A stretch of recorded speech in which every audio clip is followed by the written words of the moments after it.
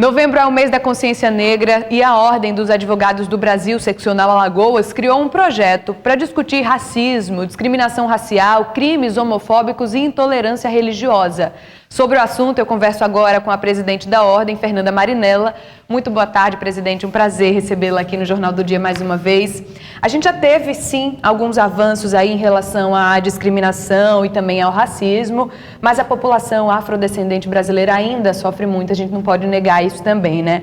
Como é que a OAB pode ajudar na mudança desse cenário?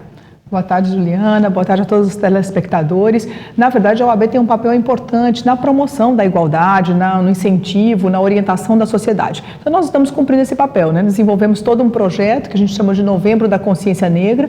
Começamos os trabalhos já na semana passada, recebendo adolescentes, na verdade, do ensino médio. Recebemos quase 300 adolescentes lá na OAB para discutir exatamente esse tema, um pouquinho mais sobre a intolerância religiosa também, sobre crimes homofóbicos. Então, tratamos um pouquinho de todo esse conjunto de temas com os adolescentes, fizemos dinâmica, foi um trabalho muito bacana de conscientização.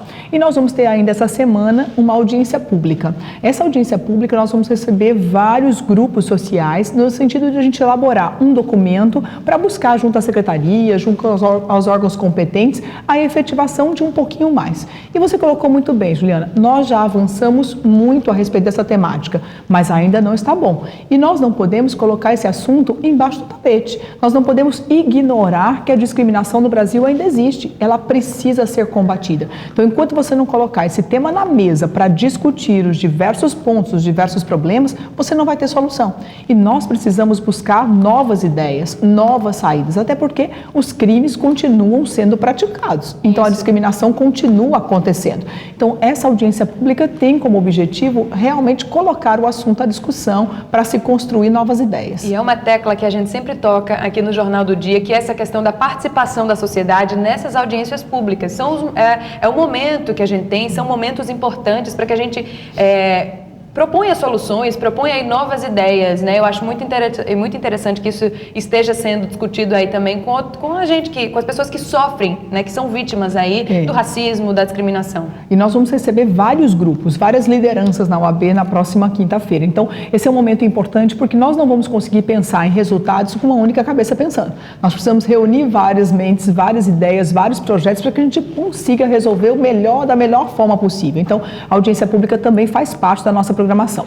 Nós vamos também participar no dia 20 na caminhada, né, que vai até a Serra da Barriga. Nós vamos instalar lá em cima a Tenda da Liberdade, que também vai levar a discussão, a temática lá para a Serra. Então, é um momento marcante também de toda a atuação desse novembro de consciência, né, e de comemoração do que se avançou, mas quanto a gente precisa crescer ainda com relação a essa temática. Então, acho que não para por aqui. Presidente, a injúria racial, ela de algum modo, ela pode enfraquecer a denúncia de racismo?